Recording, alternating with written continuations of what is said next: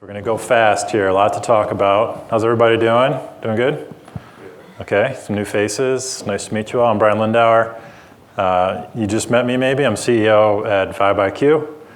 I'm going to talk a little bit about what VibeIQ is, but mostly I'm going to focus on an opportunity to consider as you think about your technology roadmap at your companies and how you could start to work better as a team. A little tiny pitch at the end for VibeIQ.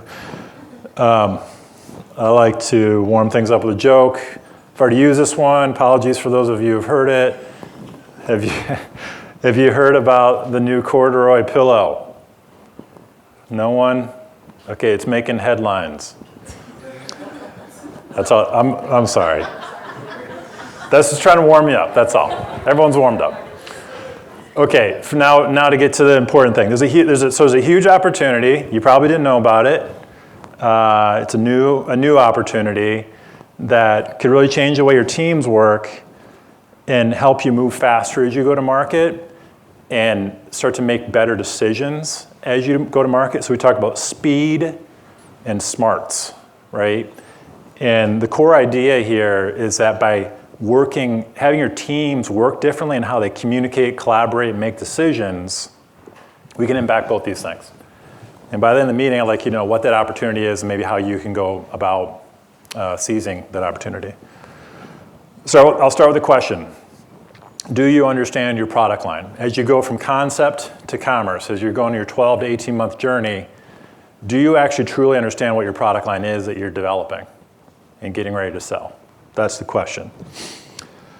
How are you managing your product line? Many of you have ERP, PLM, and so forth, but I know for a fact that your merchandising teams, your design teams, maybe some sourcing functions, maybe it's your B2B teams, you're working in PowerPoints and spreadsheets, and then the new entrant in the past coming years are the digital whiteboards like Miro. Anyone in here using Miro? Or something that sounds like Miro? Mural. Okay, you're familiar with the concept? So there's tons of documents still. We didn't get rid of Excel. We were just talking about that in the last meeting. We have not gotten rid of PowerPoint. And now we got even more documents to deal with. But it's not this simple. You got different categories, right? Each category is working on their own portion of the line. But you're not just working on one product line, are you? You're working on, many seasons at the same time. Maybe 4, maybe more. You got documents everywhere. You got silos of information, right? You also have information in enterprise systems. This is all happening every week, every month. You're opening these up, creating them, sharing them, and so forth. It's incredibly complicated. And I like to say that for a company, maybe not for an individual, like if I'm just a designer working on men's tops, I kind of understand what I'm working on, but for the company, it kind of looks like this, right? You may understand an individual piece, but you can't see the whole picture. We were talking to a huge apparel company recently, and the head of product told a story that said, hey, listen, you guys are showing me some amazing products. I like them. But the product line sucks, right? They don't work together. It's not the right mix. It's not the right, we have too much of this, not enough of that. It's so hard to see and understand the line in all the different ways that you need to understand it. It's kind of like an unassembled jigsaw puzzle. Come on. Which way do I point this? There we go. Here's a story. It's like a fable or something. Maybe that's the right word, of the blind men or the blindfolded people trying to understand an elephant. You know, one person walks up and feels a tusk and like, oh, it's a pointy thing. And then someone else touches a tail and says it's a rope. I feel like a lot of companies bringing their product line to market, this is sort of their experience, right? You all see a different perspective of the product line, but it's hard to understand the whole thing. And there's lots of different aspects of a product line, right? One split is qualitative versus quantitative, right? So qualitative would be, what does it look like? What does it feel? How does it feel? Do the colors match? Do I like the aesthetic? And then you have the quantitative where you're usually working in spreadsheets. How does this roll up? What's my blended margin? How am I forecasting? Am I hitting MOQs, right? This is just two aspects of understanding your product line. But as you can tell, just looking at some of the usual suspects on the documents being used, it's really hard to blend those two together into one picture.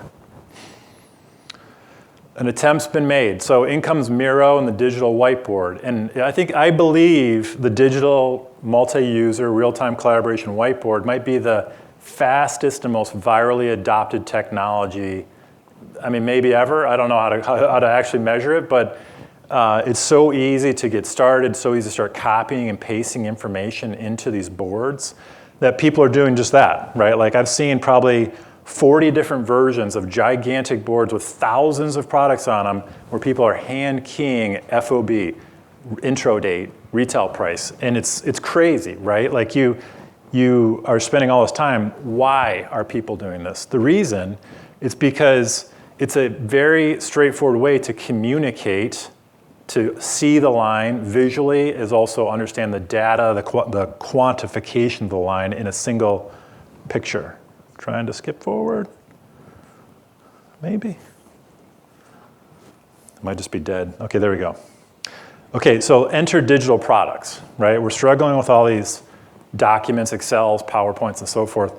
Those documents, those tools, they actually hate 3D products, right? You ever try pasting a 3D product into a PowerPoint? It doesn't work, right? So there's all this upside around working with a digital product, but it creates more friction. I mentioned that in the last meeting, right? File size, proprietary formats, render times, proprietary, like the inability to share because who you're trying to share with doesn't have that tool, right? It's easy to mail around a screenshot. It's hard to mail around a 3D file. So the representation of your product just got a little bit more complicated, right? Powerful, but a little more complicated. But it's not just 2D. I'd say there's a massive, it's not just 3D. There's also a huge 2D problem, right? Just having sketches available to the people who want to access them, whether it's black and white, colored, having the latest and greatest image available to the people who could take advantage of that image is incredibly difficult, right? You have designers doing things like exporting a file to their file system, naming it a certain way, uploading into a SharePoint folder, hoping that it's named correctly so it can find its way into a DAM so it can get picked up by a B2B tool. Tons of friction, right? Does that sound somewhat familiar? Things like that? Yeah, okay. So when we talk about digital products, I think 2D is as much a part as digital as 3D, and we haven't fixed it. We haven't solved it, right? Come on. But we have PLM. So I talked about 3-letter acronyms. I built a PLM system. I've been working in PLM like my whole career. It's incredibly valuable. It's essential, right? But it hasn't, it creates another data store, right? It hasn't taken people out of documents. So on one hand, you have where you create and make decisions and present and communicate in documents. And then your company has centralized, aggregated, quantifiable databases, right? PLM, ERP, DAMs, another key one for digital. But these two things are very different, right? And if you were to talk about adoption, they're very highly contrasted. On the one hand, you've got enterprise systems, which users just don't like categorically. They're for the enterprise, right? It's an asset for the company.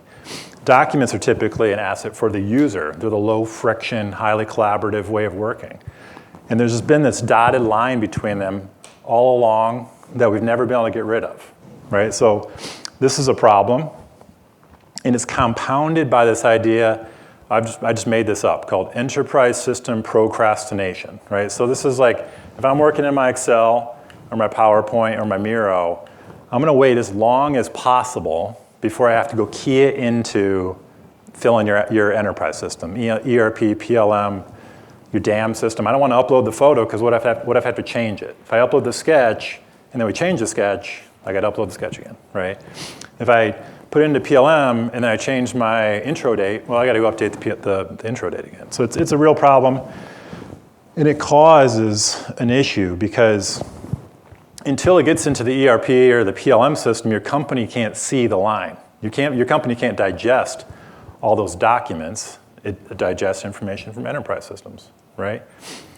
Okay, so on one hand, we got these documents that are being used. We got the enterprise systems. We wait as long as possible to key them in, right? Otherwise, I have dual maintenance. And then once they're there, you don't stop using the documents. You keep using the Miros and the Excels and the PowerPoints. and now they're not equal to each other. It's a major problem, right? You're working in one place, your company has a perspective on the data that's somewhere else, and it's not possible to keep them up to date. Okay, so it's very complicated. We have all these documents. Question, take any one of those documents that are out there, like what's the chance that the information in it is correct, right?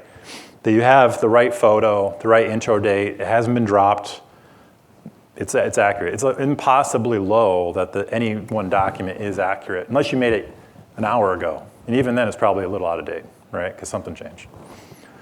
So let's go back to my question. Do you understand your product line? I think you have a sense for it. I mean, obviously, that's what you guys do for a living. But you don't really, truly understand it accurately. And if you do understand it, you probably understand it from one perspective, right? I can see it one way. We've got one giant Miro board that's laid out by category, subcategory. All right, cool. Or I can see one or two reports that aggregate information in a certain way. And I think it's a major, major problem, right? Your most important things are your teams, your people, and your products, right? And if your teams and people don't understand your product line as best as they possibly can, you're making wrong decisions as you go to market. Come on. Okay, so what's the impact of that? This is an oversimplification, but if we talk about a go-to-market calendar in its simplest sense, and we think about when you're making decisions, as you change things later in the calendar, the cost goes up, right? You've already sampled it. You've already developed it. If you drop it or you add late in the calendar, it's expensive, right? You're going to impact your margin. Come on. Conversely, the decisions made, if they're good decisions, in the early part of the calendar, they're the most valuable decisions. If I can drop the products before I start sampling them because no one wants them, I just saved sampling costs. I'm not overdeveloping. My adoption rate goes up. But that kind of competes with this idea that where do we actually build our product line? We build it in documents. Literally, you're building your product line here before it's in any kind of system that you can interrogate as an enterprise, right? So your company has limited and fragmented visibility of the line as it's coming to life when you could be making the most valuable decisions. Then you start sampling stuff. And you end up with something like this, right? There's an urban legend of some CEO had a product somewhere that pulled all their athletic shorts that they had in market and stacked them up on a table, and it was taller than they were. And they said, these are all the men's running shorts we have in market. They're competing with each other. What's going on here? It's because they couldn't understand that they had all those different shorts in the different regions and the different colors and the different fabrications. This is a Gen AI photo, by the way. I used a few of those in this presentation. Okay, so fragmented understanding, and then as you move down calendar and you start adopting, you start building regional assortments, the same thing's happening, right? Now maybe you've got the wrong information. Maybe as you're adopting, you're not realizing the synergies that you get across the regions, and your adoption rate's low across regions, and then you have low volumes, and you've got all sorts of no leverage to buy. It's so difficult to see what's going on. And if you're handing spreadsheets and PowerPoints off to your regional teams to adopt, you're going to have problems, right? I've heard these stories. We're working with customers, and their adoption process was get a gigantic spreadsheet with 5,000 rows in it, go through the section that's important to you, Alt-Tab over to a Miro board, Control-F, type in the style number, see if you can get a hit on the image. You might not, right? And then put in your forecast. I mean, literally, that's how sophisticated adoption is. I think we can do better, right? Imagine there's opportunity there. That's what I'm trying to get you guys to see. This is another AI folder. See, he's missing the dartboard because he's blind, and the darts are going straight down. This one doesn't work quite as well. They're only so good, the AI tools. They're getting better. Come on. There you go. There's another idea here, which maybe it's the next presentation I'll do, which is right now, I'm a software developer. In software, we've been doing agile software development for quite some time. Does anyone know what that is? Some people in here are familiar. It's my IT team members. We demo every week. We prototype, right? We don't code all the software and then present it to people and then say, hey, what do you think? We prototype, we iterate, we show, we get feedback, we change it all the time. Retail go-to-market is a stage gate waterfall process, right? If we worked a little bit differently, you could present your line more often, every day, wake up every single day and understand what it is and make decisions that make it better. That's called being agile, right? A headline comes in on Google, you can react to it. Something's trending on TikTok, you can react to it. When you're incredibly stage gate, you have limited opportunities to make a change. And I think that one of the reasons that it runs this way is because of how hard it is to collaborate and communicate and understand and synthesize data and make decisions. And since we're flying in that kind of void, we talk about the art and science, but like I said, well, maybe there's a little bit of magic and luck here too, right? Like there's a lot of guessing going on.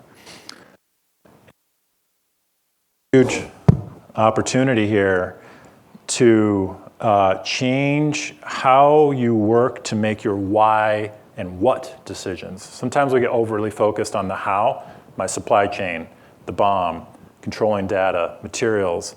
That's how you're making it, but what's the why and the what? Like what product should I take to market? How does it work together? How do I it? We need to spend more time on that, and that's locked up in these documents. So there is a better way, and here's some of the new thinking that we're doing at VibeIQ to help solve this problem. We have never gotten rid of Excel. We've never gotten rid of PowerPoint. Can we do something differently? A new way of working would change how teams collaborate, communicate, and synthesize data to make decisions. There's this idea of a digital workspace. We didn't make it up, right? Google Docs calls itself a digital workspace. Office 365 calls itself a digital workspace. It's where you work digitally as a team, right? Come on. Google Workspace. Adobe Creative Cloud is a digital workspace. Come on. This will work. Maybe I might have like 20 clicks left in this thing. Whoops. Miro calls itself a visual workspace. Real-time, collaborative, visual workspace. All these solutions are missing something though, right? Your teams are collaborating. What are they collaborating about? What are they communicating about? They're communicating about the hundreds or thousands of products that you're developing and bringing to market. None of those tools knows what a product is. They have no clue. It's a line in a spreadsheet, it's an image on a Miro board, and there's never been a solve for that. Products are complicated. How about a digital product workspace? What would that look like? A suite of tools that your teams can use to communicate that are easy to use, visual, collaborative, but actually know what your products are. Right? That's the maybe novel idea here, and that's what we've been working on at VibeIQ. So we've built a suite of apps with the purpose of replacing Excel. Not for every Excel use case, but for a whole lot of them. Anytime you're going to copy product information into an Excel, there's a better way. We built an app to replace Miro. We built an app to replace PowerPoint. We've made them feel like those apps. We built an app. Our boards app is like Miro. We made it feel like Miro. It's table stakes collaboration. We built a product called, come on, Showcase, which is like PowerPoint or Google Slides. These are all in the cloud, by the way, multi-user real-time editing. We built an app called Plan, which is like Excel, has pivot tables and all the things you want in Excel, but these apps, including our 3D showroom app, are different, right? And I'm not here to demo to you. I'm not here to kind of dig into the weeds. You guys can come talk to us about this. I want to get the concept across. But what we've done is we've lifted Excel out and PowerPoint and Miro out and put a new type of document in the mix, right? Sometimes we talk about VibeIQ as a new type of document tool. But these documents know your products and they talk to your enterprise systems all the time, right? So if you're looking at a board or a sheet or something that has your product in it, some new running shoe you're working on, that information is accurate, the picture is up to date, and you don't have to manually maintain them. And what that means now is that all along this process, your company can assess the state of your line all the time. And as you move through the calendar, your documents are always up to date. You're working off the same sheet of music, and your data is enterprise data from day one. It's not a bunch of text in sheets. It's actually information that your company can synthesize and process in bulk. So there are applications, and this is where I talked about friction in the last meeting and freedom, right? We didn't take away the ability to create and flex and lay things out the way you want. We built it just like PowerPoint and just like Miro. They're just like those documents. So your user may not notice the difference, except when things get more easier. Come on. All the table stakes, multi-user authoring, undo, redo, change tracking, things you see in document-based systems, but they all reference a common definition of the product. They have product DNA, there's a product database, there's an asset database. Wherever you see a product in any document, you're looking at the same information. You could have 100 plans, 300 boards, 270,000 showcases. If a product's in there, if that feature t-shirt is being developed and put into all those different documents, it's always going to be accurate. Come on. It supports 2D and 3D. It has to, because no one has all 3D, and very few of you have just 2D anymore. It's hybrid, it's heterogeneous. So you want to visualize your 3D or your 2D asset. You have a product line, some of each, that's fine. We can show it to you and help you understand it. You can do fun things like just drag products into documents. And if someone changes a price, up to all the documents that you've edited. And that change may have come from a user working inside of a VibeIQ document, or it might have come from someone changing something in an enterprise system. That edit's going to come back up into these documents that are connected to your enterprise systems. You guys probably have lots of questions. Again, like I'm not trying to demo the product here. You guys can come and talk to us and we'll explain it to you in detail. But you might be saying, yeah, right, okay, you're not going to get rid of PowerPoint, Miro, and Excel. Yes, we have. So we've been doing this now for 4+ years. We have several customers. Some of them are very large, complex brands. And we've moved their users, right? We moved the whole design team off of XD and into our Boards app. Designers, people who hate enterprise technology. I mean, hate it. We had to trick them into using an enterprise system. You do. Same thing with Miro. We're not shutting off Miro inside of enterprises, but we're taking any Miro board that has products all over it and replacing that, right? And the users are happy. It's created a pull. The users are asking to go use this tool. And it's having immediate impact. So we turned on VibeIQ, one customer, they had all their data in a PLM system, and then they could start seeing it in new ways and sort of slicing and dicing it visually. And they immediately realized they had too many products. Like, hey, we've got to print way too many times. Let's cut out 6, 7, 8 styles. They reduced their overdevelopment. We have another customer that said, hey, since I've rolled this out, I've saved 10,000 hours a year just manually creating presentations. Just that one tactical thing. Design teams, merchandisers, B2B salespeople just trying to create presentations just pulled off 10,000 hours of time that they could use spending on more high-value tests. We did a webinar, I don't know, 3, 4, 5 months ago with Vera Bradley. You guys can watch it. They tell the story, right? Like how just seeing and understanding their line differently immediately had an impact on some really important KPIs. Okay, so just a call to action, right? This is a real opportunity. It hasn't really existed. I don't think it's existed till now. We have not come up with our 3-letter acronym. Maybe we'll have one day. I don't know what it is. Maybe it's DPW. Isn't that Department of Public Works? Yeah. Naming's so hard, tell you what. But this is actionable. It's not a huge lift. We've worked with some brands to get live in a month, 2 months, very quick time to value. And we're replacing documents. And if you think about all the ways you use documents, briefing, line planning, adoption, supply chain collaboration, B2B sell-in, visual merchandising, there's all these different things you use documents for. How could that be more effective if you always had accurate, up-to-date information all the time, including the visual aspects of your product? You could tap into, while you were having a conversation or you're working with a team, if you could tap into information at your fingertips versus having to go search for it, hunt for it, and so forth? Like, how could you become more agile, faster, make better decisions? We have case studies we can share. Like I said, don't wait.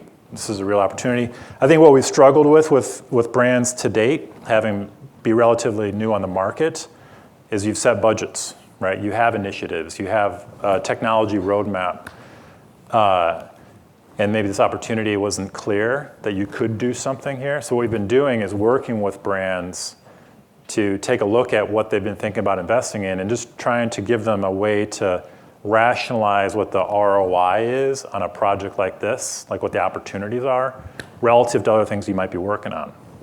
And like I said, we've had a lot of success stories coming out of our early adopters that can be used to kind of guide that process, like to understand what your opportunities are. We'd be glad to talk with you. We have a booth here at the event.